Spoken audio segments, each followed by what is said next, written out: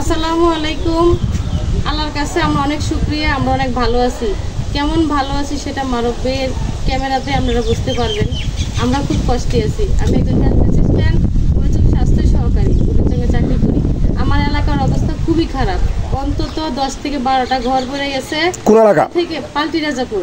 আমার গ্রাম পাল্টি রাজাপুর, বাক্সিমূল 1 নং ওয়ার্ড পাল্টি রাজাপুর এবং পূর্ব খুদাতলি গ্রাম অলরেডি পানির তলে তলিয়ে গেছে।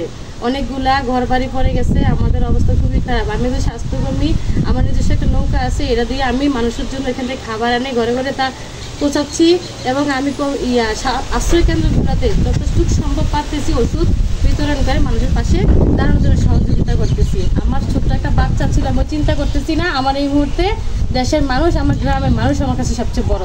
ওষুধ পাওয়াটা হচ্ছে সবচেয়ে বড়। আমি ঘরে ঘরে ওষুধ পৌঁছানোর ইনশাল্লাহ দায়িত্ব রাখবো।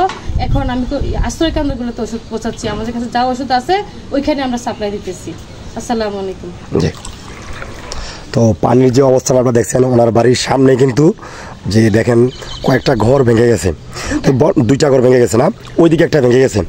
তো সব মিলিয়ে ঝিলিয়ে কিন্তু এই বন্যা থাকার অবস্থাকালীন মানুষের যে হাহাকার পরবর্তী সময় কিন্তু আরও বেশি সৃষ্টি হওয়ার সম্ভাবনা বেশি। কিন্তু কারণ এই যে বাড়িগুলোতে মানুষ ছিল, তারা আসলে থাকবে কোথায়, প্রশ্ন থেকে গেল।